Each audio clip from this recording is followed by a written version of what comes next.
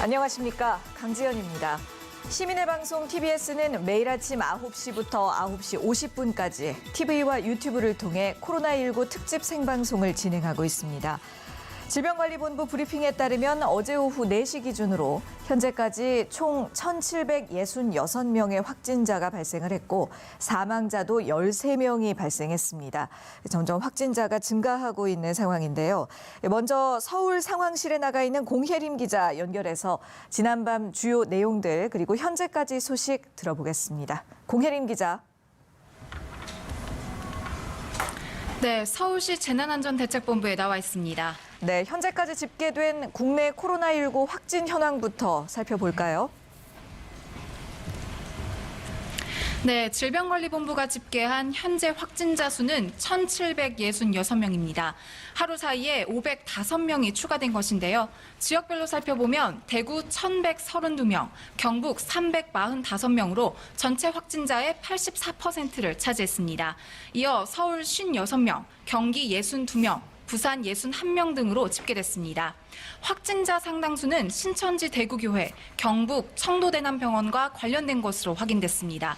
사망자는 총 13명으로 확진자 가운데 완치 판정을 받고 격리에서 해제된 환자는 26명으로 늘었습니다. 코로나19 진단검사를 받은 사람은 6만 6천 명을 넘었습니다. 오늘을 기준으로 한 집계는 1시간 뒤쯤 질병관리본부를 통해 발표될 예정입니다. 네, 또 오늘 확진자 수가 잠시 뒤에 집계가 되는 대로 또 소식 전해드리도록 하겠습니다. 지금 정리해 주신 내용들 하나하나 살펴볼 텐데요. 서울에서도 코로나19 확진자 수가 갈수록 늘고 있네요. 우선 서울의 확진자 수를 둘러싼 질병관리본부의 집계와 서울시의 집계가 서로 다릅니다. 질본에서는 56명이라고 집계했지만 앞서 서울시에서는 59명이라고 발표됐는데요. 이처럼 시간차를 두고도 질병관리본부와 서울시의 집계가 각기 다른 이유에 대해 뚜렷한 설명은 없습니다. 이와 별개로 양천구 신월동에 사는 26살 여성, 노원구 중계동에 사는 25살 여성이 확진 판정을 받았는데 이를 합치면 서울의 확진자 수는 최소 61명입니다. 또 영등포구 여의도 파크원 건설 현장에서 일하는 인천에 사는 40대 남성도 확진 판정을 받았습니다. 네, 또 지금 말씀하신 양천구의 신규 확진자가 헌혈버스에서 체혈을 담당했던 간호사라고 알려졌는데요. 그렇다면 이 직업 특성상 이동이 많았을 것 같은데 어떤가요? 네, 양천구의 첫 확진자는 서울중앙혈액원에서 체열 업무를 담당하는 26살 여성 간호사입니다. 이 확진자는 현재 병원 내 감염 우려가 나오는 은평 성모병원을 지난 10일쯤 방문한 뒤 지난 25일까지 헌혈버스를 타고 경찰서와 군부대 등을 돌며 체열 업무를 한 것으로 파악됐습니다. 이에 경찰서와 군 당국은 우선 방역 작업에 들어갔습니다. 또 헌혈에 참가했거나 확진자와 접촉한 직원과 장병들에 대해 격리 조치를 취하고 감염 여부 검사를 진행할 예정입니다. 대한적십자사는 헌혈버스를 모두 소독하고 확진자가 근무한 서울중앙혈액원을 포함한 관할 16개 헌혈의 집 운영을 중단했습니다. 네, 그렇군요. 이 확진자도 또 은평 성모병원을 방문한 이력이 있네요. 은평 성모병원 쪽 상황은 지금 어떤가요? 은평 성모병원에 대한 병원 내 감염 우려는 갈수록 커지고 있습니다. 확진자가 처음 나온 지 불과 닷새 만에 14명으로 늘었기 때문인데요. 질병관리본부는 은평 성모병원을 서울의 최대 집단 발병 사례로 보고 계속 추적 관리를 하고 있습니다. 그러나 아직 최초의 감염 경로는 오리무중입니다. 이 병원에서 나온 첫 확진자는 최근 해외를 다녀온 적이 없고 기존의 확진자와 접촉한 적도 없는 것으로 파악됐습니다. 아울러 양성 판정을 받은 83살 여성은 은평 성모병원이 서울시에 전달한 최초 접촉자의 명단에 없던 것으로 알려졌습니다. 이에 은평구는 확인되지 않은 감염자가 더 있을 것으로 보고 환자와 방문객을 대상으로 검사 안내 문자를 보냈습니다. 서울시는 확진자들의 접촉자 700여 명을 전원 격리 조치하고 환자와 간병인 등 600여 명을 전수조사하고 있습니다. 다만 병원 출입을 통째로 막는 코호트 격리는 아직 필요하지 않다고 판단했습니다. 네, 아직 이 은평 성모병원에 대해서는 코호트 격리는 필요하지 않다라는 판단이군요. 자, 이번에는 코로나19 확산의 매개로 꼽히는 신천지교 쪽 상황을 짚어봐야 할 텐데요. 앞서 정부가 신도 명단을 확보해서 서울을 비롯한 각 지자체에 전달을 한 것으로 알려졌다죠. 네, 국내외 신도 24만 5천 명, 예비 신도인 교육생 6만 5천 명 등 총 31만여 명의 명단이 확보됐습니다. 이 명단은 각 지자체에 전달됐고 지자체에서는 빠르게 전수조사에 들어갔습니다. 광주에서는 전달받은 2만 2,800여 명에 대해 전화로 문진한 결과 230여 명이 증상을 호소했다고 밝혔습니다. 경기도는 도내 신천지 신도 3만 3,500여 명을 전수조사하는 과정에서 증상이 있는 사람 215명을 확인한 것으로 알려졌습니다. 서울도 2만 8,300명의 명단을 받아 전수조사에 돌입했는데 과정이 순탄치만은 않습니다. 박원순 서울시장은 어젯밤 한 방송 프로그램에서 종일 전화를 돌렸는데 1,500명 정도는 아예 응답하지 않거나 거부하고 있다고 말했습니다. 네, 이 신천지 교도 수가 워낙 많다 보니까 전수조사 진행에 또 어려움이 있는 것 같습니다.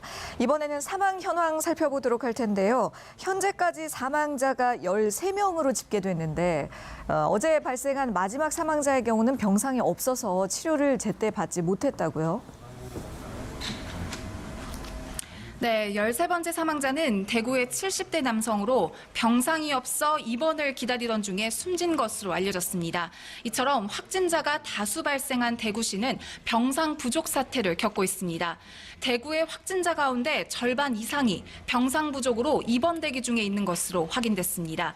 앞서 대구시는 서울과 경기 등지에 병상 지원을 요청했는데요. 서울시와 경기도는 지역 내 격리 병상을 통해 대구의 중증 코로나19 환자들을 적극 수용하겠다고 밝혔습니다. 네, 그렇군요. 이런 때일수록 시민들 입장에서는 또 스스로 예방하고 지키는 것이 참 중요한 일인데요. 그런데 요즘에 마스크 사기가 정말 어렵습니다. 정부가 밝힌 마스크 물량 도대체 언제쯤 공급이 되는 겁니까? 앞서 정부는 약국, 우체국, 농협 하나로마트 같은 공적 판매처를 통해 일반 소비자에게 하루 350만 장의 마스크를 공급하겠다고 밝혔습니다. 당초 계획은 어제부터였지만 실제 정상적으로 공급되기까지 수일이 더 걸릴 것으로 예상됐습니다. 그러나 오늘 아침 한 언론 보도에 따르면 마스크가 오늘부터 순차적으로 풀릴 것으로 내다보입니다. 늦어도 내일 오전에는 전국 모든 약국에서 마스크를 구매할 수 있을 것으로 예상됩니다. 지금까지 서울시 재난안전대책본부에서 TBS 공혜림입니다. 네, 공혜림 기자 수고하셨습니다. 코로나19 확진자 현황과 서울시의 대응책까지 들어봤는데요. 서울시 상황을 좀 더 면밀하게 살펴보겠습니다. TBS 보도본부의 이혜진 기자 자리해 주셨습니다. 어서 오십시오. 이 명성교회에 이어서 소망교회에서도 확진자가 발생을 했습니다. 등록된 신도만 수만 명 규모인 교회들이거든요. 현재 이쪽 상황이 어떤가요? 네, 지금 서울의 대형교회 두 곳 모두 지금 비상에 걸렸습니다. 네. 강남의 소망교회에서 환자 한 명이 확인되면서 지금 출입이 통제된 상태고요. 네. 명성교회 부목사와 접촉한 신도들도 오늘 한 70여 명이 검사 결과를 기다리고 있습니다. 먼저 소망교회는 신도가 확진 판정을 받았다는 소식을 그제 밤에 긴급히 공지했습니다. 확진자는 경기도 안양에 사는 46살 남성이었는데요. 네. 지난 19일 대구 출장을 다녀온 뒤로 회사 동료와 만났는데 그때부터 발열 증상이 나타났다고 합니다. 그리고 그 동료 역시 어제 오전에 확진 판정을 받았습니다. 네. 지금 지난 9일과 16일 교회 예배에서 이 확진자가 찬양 대원으로 참석한 상태이기 때문에 소망교회 신도들의 긴장이 지금 최고조에 달하고 있다고 보면 되겠고요. 네. 하지만 소망교회 관계자는 확진자가 증상 발현 후에는 교회에 오지 않았고 또 자체 방역을 실시했다. 또 교인 중에서는 아직까지 추가 확진자나 찬양 대원 중에서는 유증상자가 없기 때문에 조금 안심하는 그런 메시지를 보내기도 했습니다. 예. 하지만 예배와 모임은 이번 주부터 이미 중단이 됐습니다. 네네. 또 확진이 된 명선교회 부목사와 만난 교인에 대한 조사도 지금 여전히 진행 중입니다. 밀접 접촉한 215명 중에서 먼저 검사를 받은 142명은 모두 음성 판정을 받았습니다. 하지만 나머지 73명에 대해서 오늘 결과가 발표될 예정입니다. 하지만 이 접촉자들은 음성 결과가 나왔더라도 잠복 기간을 고려해서 2주 동안은 자가 격리에 들어가야 됩니다. 네. 이 교회와 관련된 접촉자, 또 확진자들 확실하게 검사하고 관리를 해서 더 큰 사태로 번지지 않도록 조심을 해야 될 것 같습니다. 그런가 하면 학교들의 개학이 다음 달 9일로 전면 연기가 됐습니다. 하지만 학원과는 또 상황이 다르다고요? 네, 그렇습니다. 서울시 교육청이 코로나19로 관내에 있는 학원, 교습소의 휴원을 강력하게 권고를 했습니다. 네. 하지만 결론적으로 봤을 때 10개 가운데 3개의 학원들이 여전히 3개 학원만 문을 닫은 것으로 나타났는데요. 이에 조교육감은 어제 자신의 페이스북에 호소문을 하나 올렸습니다. 네. 학원들이 적극적으로 휴업에 동참하지 않는다면은 이런 감염병 차단의 실효성을 달성하기 매우 어렵다고 밝혔는데요. 네. 그러면서 그제 기준으로 관내 학원과 교습소 2만 5천여 곳 가운데 8,900여 개만이 휴업에 참여했다고 안타까움을 드러냈습니다.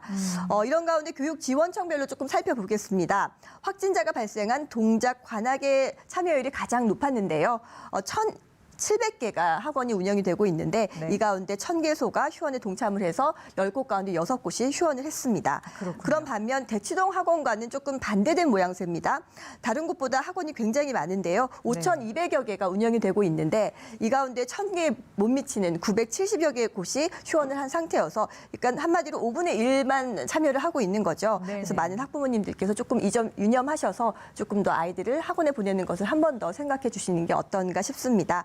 또 시교육청이 애로사항을 하나 말을 했습니다. 다른 자치구에 비해서 이 강남 대치동 쪽에 52명, 그러니까 더 많은 인력을 투입을 해서 검사를 하고 있지만 휴원을 권고하고 있지만 이게 권고일 뿐이지 강제력이 없기 때문에 조금 애로사항이 있다라고 설명을 해오기도 했습니다. 그렇군요. 그리고 조금 전 공혜림 기자 확진자 현황 브리핑에서도 언급이 됐습니다만 양천구에서는 헌혈버스에서 체혈을 담당하는 간호사가 확진 판정을 받았다는 소식이 있네요. 네, 아무래도 요즘에 헌혈에 대해서 많이 또 안타까움을 자아내는 부분입니다. 부족한데, 그렇지 않아도 부족한데 이런 상황이 나와서 조금 안타까운데요. 그러니까요. 양천구에서 헌혈버스가 갔던 확진자는 경찰서 군부대를 많이 여기저기 다녔는데 이게 기간이 2주가량 됩니다. 11일부터 확진이 되는 날까지 2주가량 경찰서 군부대 이곳저곳을 다녔는데 해당 경찰서 군부대는 당연히 방역에 들어갔겠죠. 근데 예. 문제는 이 300명의 헌혈을 받았는데요. 이 가운데 45%가 병원에 공급이 됐다고 합니다.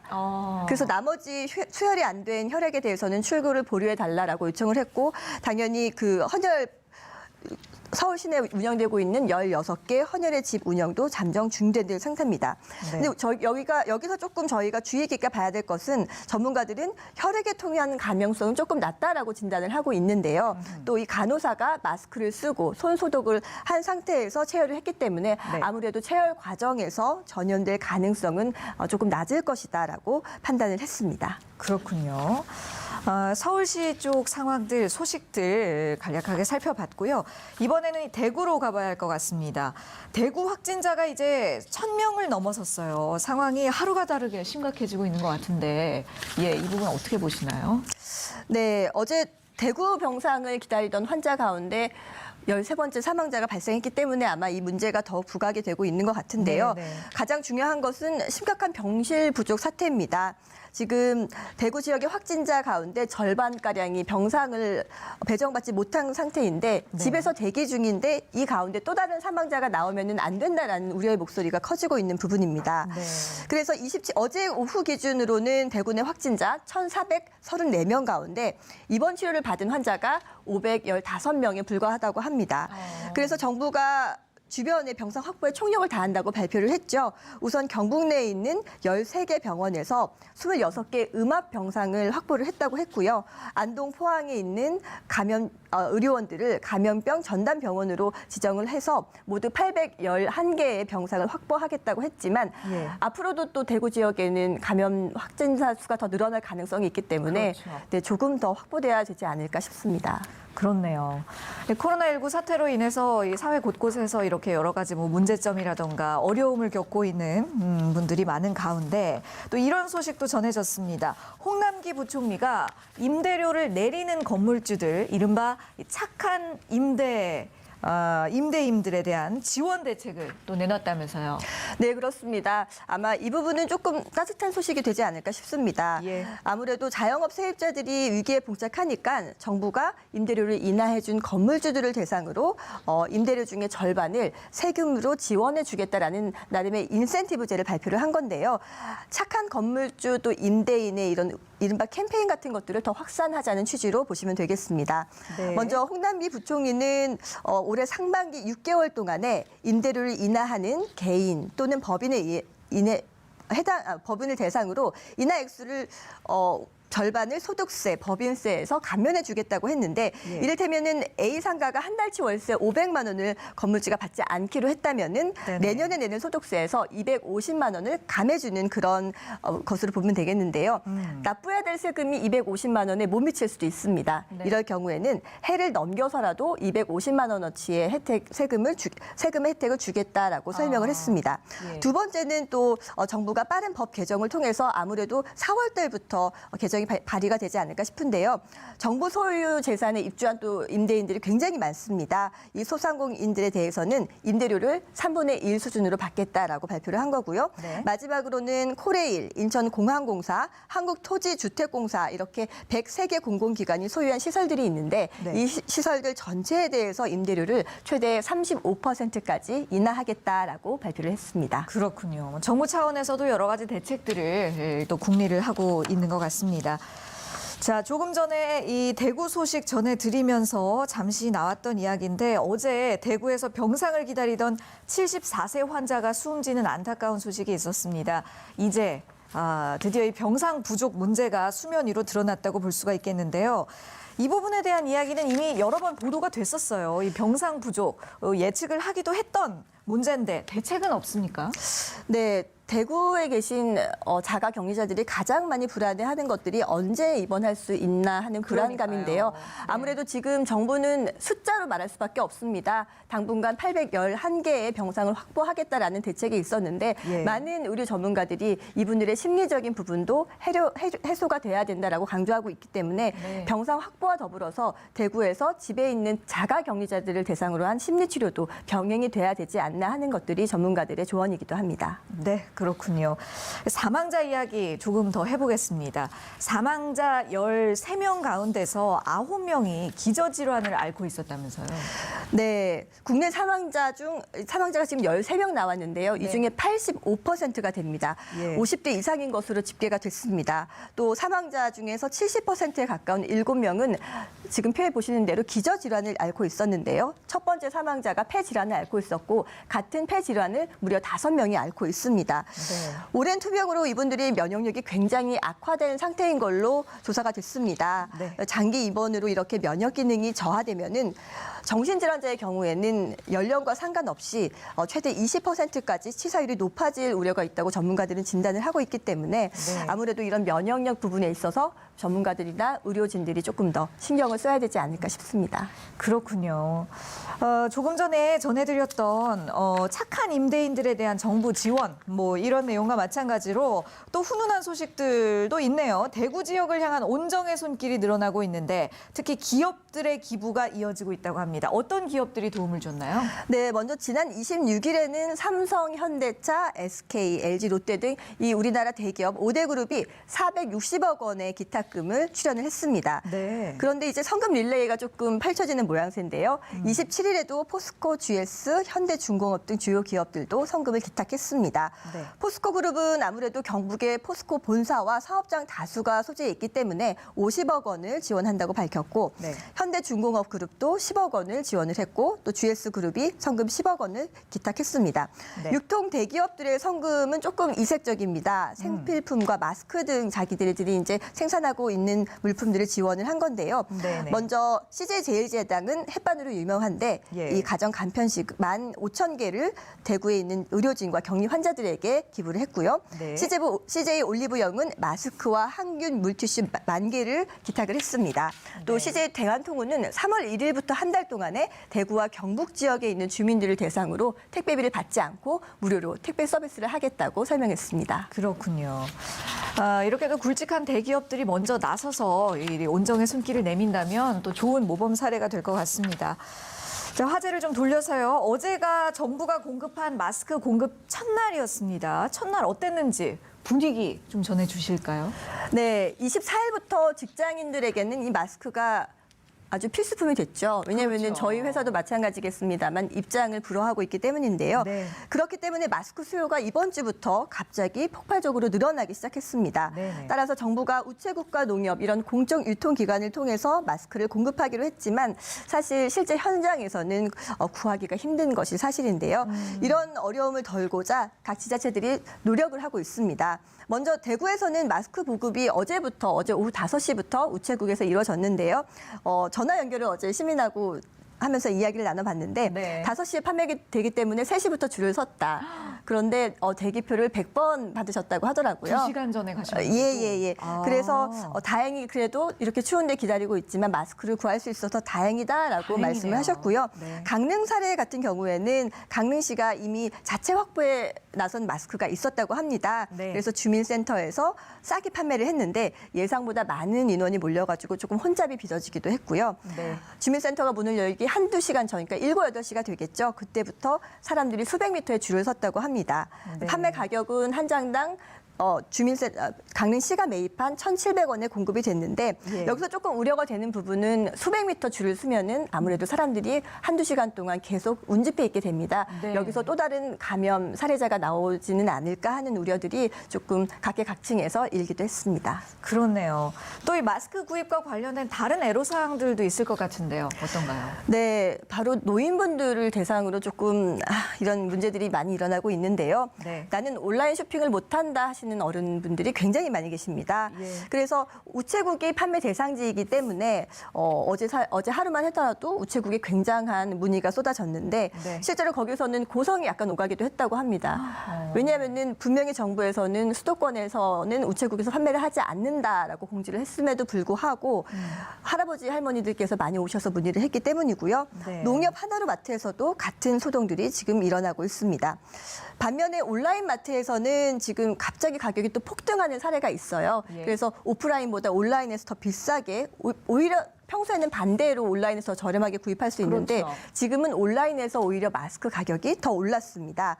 지금 통계청 물가조사에 따르면은 KF94 기준으로 마스크 한 장 가격이 오프라인이 최근 2,600원에서 시작해가지고 19일 기준으로 3,000원 중반대라고 발표를 했는데요. 네. 온라인에서는 4,000원 초반대까지 오른 것으로 확인이 됐습니다. 아무래도 이렇게 온라인 가격이 더 비싸게 미친 데는 정부에서는 전국 단위의 판매 수가, 구매 수가 온라인으로 몰려서 그런 거고 지금 중국 마스크가 시중에 유통이 전면 금지가 돼 있습니다. 네네. 이런 영향도 조금 미쳤다고 하고요.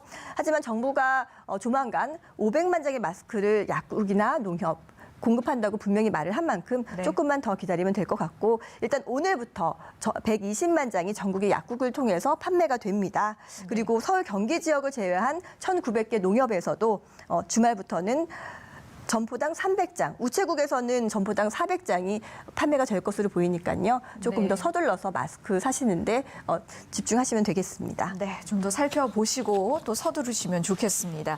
자, 이번에는 입국 금지에 관한 이야기로 넘어가 볼 텐데요. 우리 한국인의 입국을 금지하거나 제한하는 나라가 이제 40개 나라를 넘어섰다고 해요. 좀 우려스러운 상황인데. 네, 일단 우리가 중국이나 모리셔스 등에서 한국인들이 조금 격리가 됐다라는 소식을 듣고 사실 많이 놀라셨을 텐데요. 네. 이런 일들이 지금 비일비재하게 발생하고 있는 겁니다. 중국 일부 도시와 모리셔스에 격리당한 한국인들이 사실은 아무 증상이 없었거든요. 네네. 이 감염병 발생 국가에 대해서 검역 절차를 어느 정도 수위를 하느냐. 사실 이것도 국제 기준이 없습니다. 검역은 주권 국가 스스로 결정하기 때문인데요. 그렇기 때문에 현재 우리 외교부의 반응이 조금 미온적이지 않느냐 하고 지적이 일고 있습니다. 네. 현재 한국인에 대해서 입국 금지 또는 제한 조치를 취하고 있는 나라는 43개 국가입니다. 네. 그런데 우리 측에 사전 통보를 하지 않고 검역 절차를 강화했기 때문에 지금 굉장한 문제가 되고 있고요. 베트남, 우리나라 사람들이 굉장히 많이 가고 있는 나라인데 네. 24일 다낭에서 발열 증상도 없는 한국인 관광객들을 폐병원에 격리 조치시켜서 문제가 됐고요. 아하. 중국 공관들도 지금 계속 잇따라서 여러 개의 성에서 우리나라 국민들을 못 들어오게 하고 있습니다. 제일 지금 이슈가 되고 있는 건 몰디브인데요. 우리나라 신혼부부들이 가장 신혼여행지로 선호가 되고 있는 많이들 곳인데, 가시죠. 네, 이 몰디브를 관할하는 스리랑카 주재 한국 대사관이 홈페이지에 몰디브 정부는 이제부터 한국의 대구와 청도에서 입국하는 관광객의 입국을 전면 금지한다라고 공지를 했습니다. 네. 또 어제는 대구 이외에 경북, 경남, 서울, 부산, 경기 지역까지 포함한다고 해서 안타까움을 자아내고 있는데 이 부분은 조금 우리 외교부가 적극적인 정책을 실시했으면 좋겠고요. 혹시나 해서 말씀드리면은 이런 비행기표 관련해서는 내규 규정이 있기 때문에 전면 다 환불을 받으실 수 있습니다. 네. 하지만 현지에 있는 호텔에 대해서는 내부 규정이 없다고 합니다. 그래서 조금 더 소송이나 여러 가지 절차를 통해서 환불을 받으셔야 되는데 여기에 따른 또 비용도 만만치 않다고 해서 조금 가기 전에 신중하게 결정하시는 것이 지금부터는 필요하게 보입니다. 네, 많은 분들이 좀 걱정이 많으시겠어요. 네. 자, 지금까지 TBS 보도본부 이혜진 기자와 함께했습니다. 수고하셨습니다. 시민의 방송 TBS 역시 국가 감염병 위기 경보 심각 단계에 맞춰서 재난 특별 방송 체제로 전환했는데요. 매일 아침 9시부터 9시 50분까지 TV와 유튜브를 통해 코로나19 특집 생방송을 진행하고 있습니다. 지금 여러분께서는 코로나19 특집 생방송 TBS와 함께하고 계십니다.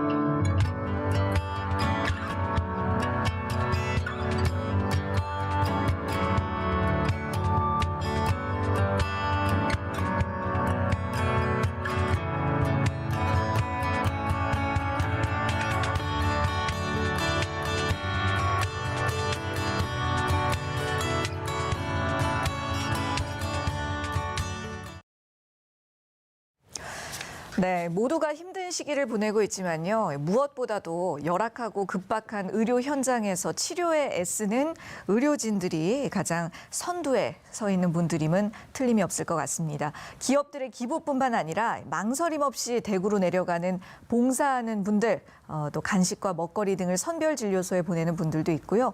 SNS에는 대구와 국민들 서로서로를 응원하는 해시태그 운동이 전개되고 있다고 합니다. 이 모든 것들이 코로나19 사태를 잘 해결하기 위해서 온 국민이 마음을 모으고 있다는 반증이겠죠. 모두들 힘내셨으면 좋겠습니다. 자, 이번에는 코로나19에 대한 자세한 내용과 이슈들 전문가 모시고 짚어보겠습니다. 먼저 인제대 서울백병원의 허양임 교수 나오셨습니다. 안녕하세요. 네, 안녕하세요. 그리고 지식 큐레이터 강양구 과학 전문 기자 함께하십니다. 어서 오세요. 네, 안녕하십니까. 강양구입니다. 네. 많은 분들이 어제 이 정부의 마스크 긴급 수급 조치 발표를 듣고 반가운 마음이 크셨을 거예요. 그런데 막상 구입하려고 홈페이지도 가보고 마트나 약국에도 가봤는데 막상 구비가 되지 않아서 소비자들의 혼란이 좀 컸는데요. 마스크 구하는 게 이렇게 너무 어려우니까 정부에서도 마스크를 재사용해라 라고 이야기를 하고 나섰습니다. 이 부분 정말 많은 분들이 헷갈려하시는 부분인데요. 마스크 재사용 해도 되나요? WHO 세계보건기구에서는 원칙적으로 일회용 마스크는 일회용이기 때문에 네. 재사용을 권장하지 않고 있습니다. 네. 네, 하지만은 방역 당국에서 설명을 했듯이 본인이 사용한 마스크가 그다지 지저분하지 않을 경우에는 네. 마스크를 하루 이틀 정도 더 사용한다고 해서 문제될 것은 없어 보입니다. 네. 왜냐하면 마스크를 일상생활에서 지금 사용하는 이유는 기본적으로 코로나19 바이러스의 중요한 전파 경로인 비말, 그러니까 침방울이 튀기는 것을 막기 위함이거든요. 네. 그렇기 때문에 본인이 어제 사용을 했고 그리고 그다지 지저분하지 않은 마스크라면은 예를 들어서 사람이 많이 가는 곳에 갈 때는 타인이 튀기는 침방울을 막는 용도로는 충분히 하루 이틀 정도 더 사용할 수 있기 때문에 방역당국에서도 마스크 때문에 너무나도 많은 걱정들을 하시니까 이렇게 좀 완화된 공고를 내린 것으로 생각합니다. 그렇군요.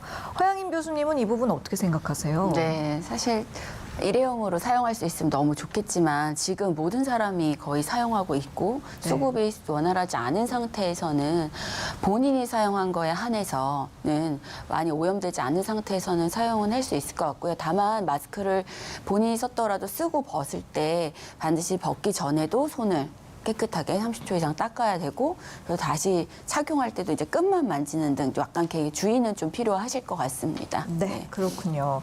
또 이 마스크도 종류가 참 많거든요. 코로나19 발발 초기에는 KF, 코리아 필터 80 이상을 써야 효과적이다. 이런 말들이 있었는데 반드시 KF80 이상을 써야 되는 겁니까? 네, 결론부터 말씀드리자면 KF80 이상을 꼭 고집할 이유는 없습니다. 제가 구체적으로 설명을 해드리면은 KF80이라고 하는 것 자체가 예. 0.6 마이크로미터 정도의 입자를 80% 정도 차단할 수 있는 기능을 의미하는 거거든요. 네. 그런데 이 바이러스의 크기를 염두에 두면 바이러스의 크기는 0.2 마이크로미터예요. 네. 네, 그러니까 이론적으로만 보면은 바이러스 입자 자체를 막을 수 있는 마스크는 이 KF80보다 숫자가 더 높은 KF94나 혹은 N95 마스크도 바이러스 자체를 완벽하게 막을 수는 없습니다. 네. 그런데 왜 마스크를 권장을 하냐면 지금 코로나19처럼 비말 전파로 전파되는 바이러스의 경우에는 이 물방울 안에 오염된 물방울이 이제 침방울 형태로 튀기면서 전파가 되거든요. 근데 그 오염된 물방울, 그러니까 비말의 크기가 5마이크로미터 이상이에요.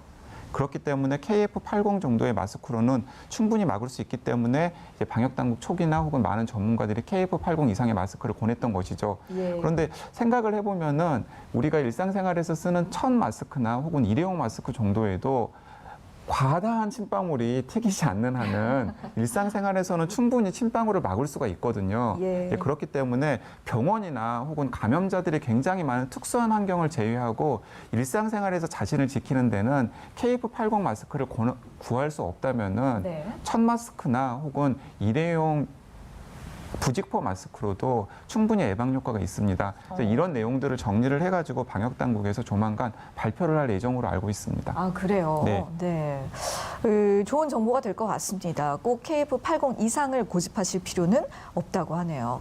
어쨌든 이제 그 마스크 착용은 우리 생활에서 모두가 꼭 지켜야 될 사항이 됐는데 마스크를 하루 종일 쓰고 있으면 좀 많이 답답해요. 좀 불편해 하시고 또 밥 먹을 때도 마스크를 벗고 쓰고 반복을 하게 되잖아요. 그러다 보니까 많은 분들이 마스크를 이렇게 턱에 살짝 뭐 걸쳐놓고 있다던가 하다가 이렇게 다시 올려 쓰는 분들이 많거든요.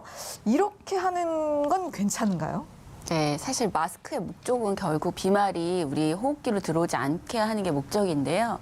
사실 코랑 입을 완벽하게 막지 않는다면, 특히 턱에 걸치고 있는다면 그것은 쓰지 않는 것과 같다고 생각하시면 됩니다. 네. 그래서 사실 마스크 사용하시려면 사이즈도 중요하고요. 그래서 사이즈도 나와서 자기 얼굴에 딱 맞고 썼을 때 빈 공간이 없이 코랑 입을 완벽하게 막을 수 있는 상태로 사용을 하시는 게 바람직한 마스크 사용 방법이고요. 네. 그리고 사용하시면서 주의사항은 마스크 겉면에 오염물질이 묻어 있을 수 있기 때문에 마스크를 네. 자꾸 만지는 행동은 하지 않는 게 중요할 것 같습니다. 그렇군요. 강양구 기자님은 덧붙이고 싶은 말씀 없으세요? 네, 이게 마스크 때문에 많은 분들이 걱정을 하시는데요. 원칙적으로 마스크는 감염되지 않는 보통 사람이 쓰기를 권장받는 것이 아니라 본인이 호흡기 증상이 있는 사람이 다른 사람에게 피해를 주지 않기 위해서 마스크를 쓰는 것이 권장되는 내용입니다. 예. 그러니까 본인이 호흡기 증상이 없다면 마스크에 너무 집착하실 필요는 없어요. 제가 집착하실 필요가 없다라고 말씀드리는 것은 이런 내용인데, 예를 들어서 제가 가끔 집 주변을 가보면은 아파트 주변에 공원에 사람이 아무도 없는데도 혼자서 산책을 하고 계시는데도 마스크를 착용하고 다니시는 분들이 계세요. 조심하시려고. 네. 그런데 그런 경우에는 사실은 마스크를 착용할 이유가 없습니다. 네. 이제 호흡기 증상이 없는 분이 마스크를 착용해야 될 경우는 무엇이냐면은 사람들이 밀집되어 있는 대중교통 수단을 이용한다든지 다중 이용시설을 이용할 때 만에 하나 혹시 모르는 이 전파 가능성을 차단하기 위해서 조심하자는 차원에서 마스크 착용을 권하고 있는 것이기 때문에 네. 사람이 한적한 곳이나 혹은 본인이 혼자 있는 공간에서는 굳이 마스크를 착용할 필요가 없고요. 그렇게 마스크를 착용했다 벗다 할 때 손이 얼굴에 닿기 때문에 이게 오히려 더 위험할 수 있는 거죠. 네. 그럴 수가 있겠군요. 마스크에 대한 궁금한 점들 알아봤고요.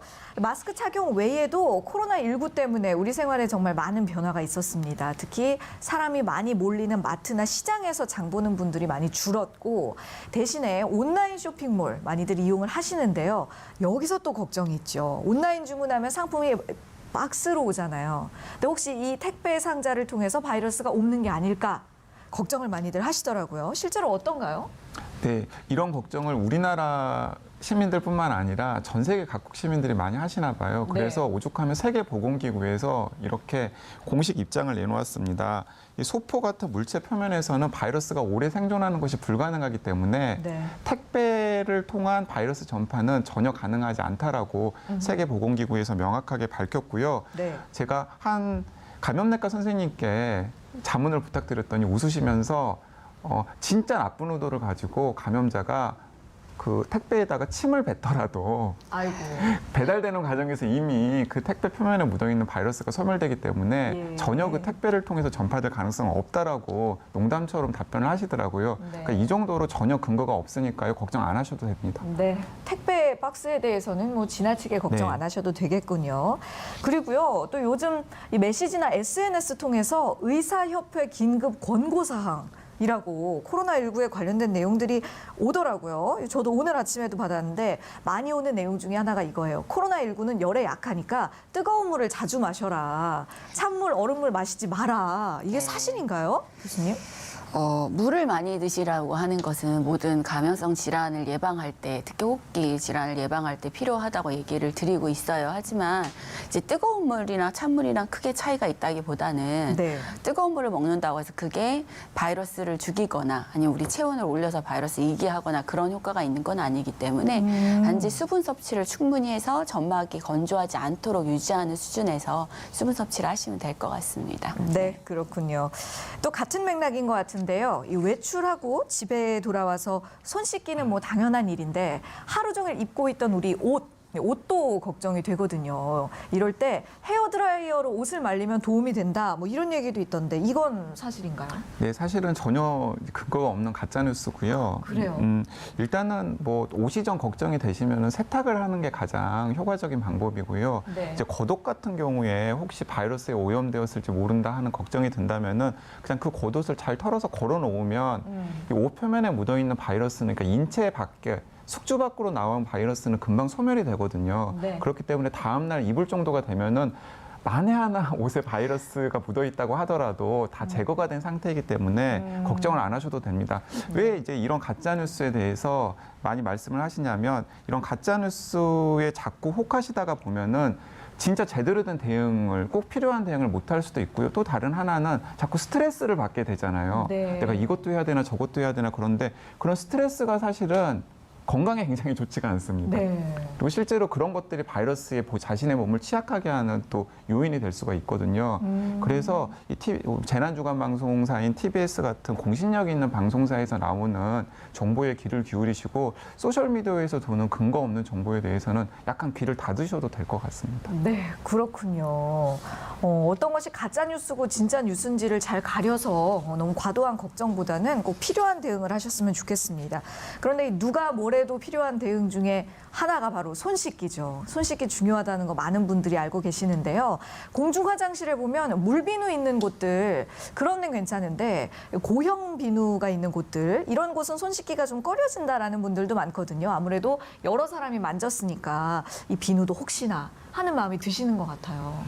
실제로 고용비누 표면을 보면은 이제 세균이 있는 경우가 있긴 있습니다. 하지만은 그럼에도 불구하고 고용비누로 거품을 내어가지고 손을 한 30초 이상 씻으면은 손에 만에 하나 묻었을 바이러스가 충분히 제거되는 효과가 있거든요. 네. 예, 그렇기 때문에 물로만 씻는 것보다는 그 비치되어 있는 고용비누를 사용하는 것이 훨씬 더 바이러스 예방에 도움이 되기 때문에 찝찝해하지 마시고 네. 쓰기를 권장해 드립니다. 네, 그렇군요. 요즘 또 이 손 씻기가 여의치 않은 상황에서 손 소독제 사용하시는 분들도 많습니다. 이 손 소독제 이용도 괜찮은 건지 효능이 또 손 소독제 에탄올 함량이 중요하다고 하던데 이 함량이 높을수록 좋은 제품인가요? 네, 사실 손 소독제를 사용한 것보다는 사실 할 수 있다면 흐르는 물에 비누로 씻는 게 사실 더 좋긴 합니다. 네. 하지만 매번 그렇게 씻을 수 없기 때문에 손 소독제를 사용하시도록 권장드리고요. 네. 사실 보통 WH에서 권하는 건 75에서 뭐 85% 정도를 에탄올 함량을 얘기를 하고 있는데 시중에 팔고 있는 손 소독제라고 해서 나오려면 어쨌든 허가를 받고 그렇게 판매를 할 수 있기 때문에 그 허가돼서 판매되고 있는 손 소독제라고 붙어 있는 제품을 사용하는 것 자체로는 우리가 감염을 줄이는 데에는 도움이 됩니다. 그래서 만약에 내가 딱히 어려운 상황에서 대중교통을 이용한다든지 사람들이 많이 만졌을 것 같은 물건을 만졌다든지 할 경우에는 손소독제라도 사용을 하셨으면 좋겠고요. 에탄올 함량은 같은 경우에는 너무 높은 경우에 오히려 피부 자극이 있거나 아니면 또 임산부나 어린아이들한테는 문제가 될 수 있기 때문에 그냥 시중에 사용하고 있는 거 꼭 에탄올 함량에 집착하지 마시고 손소독제라고 되어 있는 제품은 얼마든지 사용하시면 되겠습니다. 네. 그렇군요. 자, 이쯤에서 서울시 재난안전대책본부 다시 한번 연결해서 현재까지 코로나19에 관한 소식들 정리해 보겠습니다. 공혜림 기자. 네, 서울시 재난안전대책본부에 나와 있습니다. 네, 현재까지 집계된 국내 코로나19 확진자 수와 현황 정리를 해주시죠. 네, 질병관리본부가 집계한 현재 확진자 수는 1,766명입니다. 하루 사이에 505명이 추가된 것인데요. 지역별로 살펴보면 대구 1,132명, 경북 345명으로 전체 확진자의 84%를 차지했습니다. 이어 서울 56명, 경기 62명, 부산 61명 등으로 집계됐습니다. 확진자의 상당수는 신천지 대구교회, 경북 청도 대남병원과 관련된 것으로 확인됐습니다. 사망자는 총 13명으로 확진자 가운데 완치 판정을 받고 격리에서 해제된 환자는 22명으로 늘었습니다. 코로나19 진단검사를 받은 사람은 6만 6천 명을 넘었습니다. 오늘을 기준으로 한 집계는 30분 뒤쯤 질병관리본부를 통해 발표될 예정입니다. 네, 잘 알겠습니다. 현황에 대해서 하나씩 자세히 살펴보도록 할 텐데 13번째 마지막 사망자의 경우는 병상이 없어서 치료를 제때 받지 못했다면서요. 네, 13번째 사망자는 대구의 70대 남성으로 병상이 없어 입원을 기다리던 중에 숨진 것으로 알려졌습니다. 이처럼 확진자가 다수 발생한 대구시는 병상 부족 사태를 겪고 있습니다. 대구의 확진자 가운데 절반 이상이 병상 부족으로 입원 대기 중에 있는 것으로 확인됐는데요. 앞서 대구시는 서울과 경기 등지에 병상 지원을 요청한 상태입니다. 서울시와 경기도는 이에 지역 내 격리 병상을 통해 대구의 중증 코로나19 환자를 적극 수용하겠다고 밝혔습니다. 그렇군요. 서울에서도 코로나19 확진자 수가 갈수록 늘어나고 있거든요. 서울 내용도 짚어주시죠. 우선 서울의 확진자 수를 둘러싼 질병관리본부의 집계와 서울시의 집계가 서로 다릅니다. 질본에서는 56명이라고 발표했는데 앞서 서울시에서는 59명이라고 발표했습니다. 이처럼 시간차를 두고도 질병관리본부와 서울시의 집계가 서로 다른 이유에 대해 뚜렷한 설명은 아직 없습니다. 이와 별개로 양천구 신월동에 사는 26살 여성, 노원구 중계동에 사는 25살 여성이 확진 판정을 받았는데 이를 합치면 서울의 확진자 수는 최소 61명입니다. 또 영등포구 여의도 파크원 건설 현장에서 일하는 인천에 사는 40대 남성도 확진 판정을 받았습니다. 네, 지금 말씀하신 그 양천구 신규 확진자는 헌혈버스에서 체열을 담당한 간호사라고 밝혀졌잖아요. 이 체열 업무를 하면서 이동도 많았을 것 같은데 어떤가요? 네, 양천구의 첫 확진자는 서울중앙혈액원에서 체열 업무를 하는 26살 여성 간호사입니다. 이 확진자는 현재 병원 내 감염 우려가 나오고 있는 은평 성모병원을 지난 10일쯤 방문한 뒤 지난 25일까지 헌혈버스를 타고 경찰서와 군부대 등을 돌며 체열 업무를 한 것으로 파악됐습니다. 이에 경찰서와 군 당국은 우선 방역 작업에 들어갔습니다. 또 헌혈에 참가했거나 확진자와 접촉한 직원과 장병들에 대해 격리 조치를 취하고 감염 여부 검사를 진행할 예정입니다.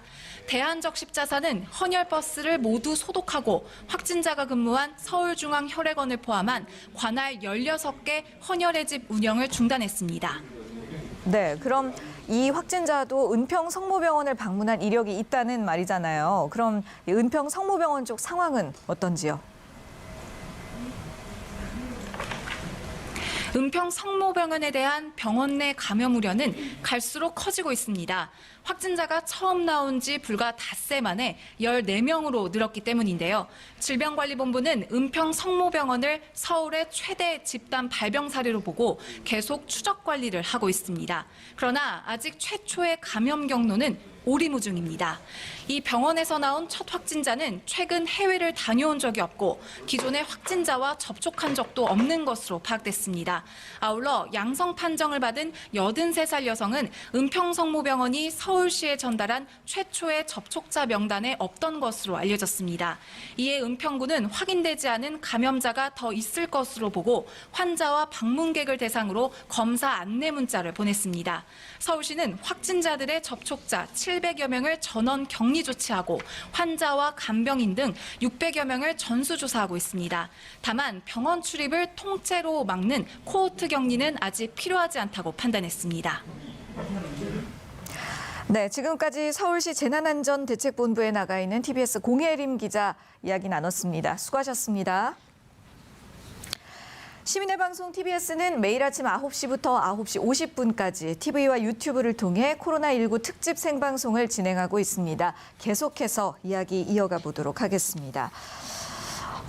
이번에는 그 공중 화장실에 대한 궁금증 여쭤보려고 하는데요. 최근에 이 바이러스가 소변이나 대변을 통해서 감염될 가능성이 있다라는 말 때문에 공중 화장실 이용도 꺼리시는 분들 많거든요. 이건 괜찮은가요? 네, 소변이나 대변에서도 검출이 됐다는 얘기가 있어서 그런데요. 사실 우리나라는 화장실 환경이 수세식이잖아요. 결국 배변이 다 밑으로 내려가기 때문에 사실 오염이 될 확률은 좀 적고요.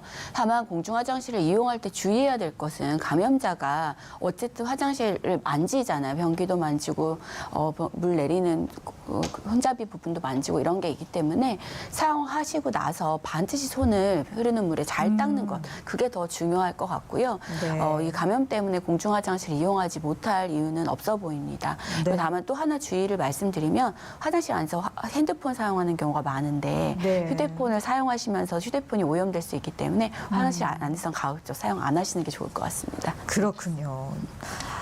자, 이제 서울시에서도 확진자가 점점 늘어나면서 사업장과 기업들이 폐쇄되기도 하고 자택근무를 하는 것도 늘어나고 있습니다. 만약 확진자와 같은 직장에 다녔는데 또는 확진자가 다녀간 식당을 갔었다.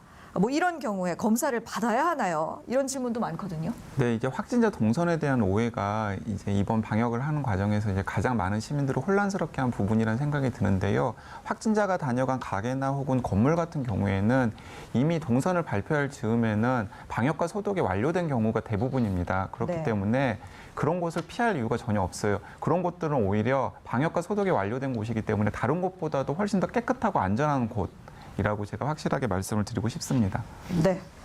그렇군요. 그렇다면 이 검사를 받으려고 할 때 진단 검사비는 무료인가요?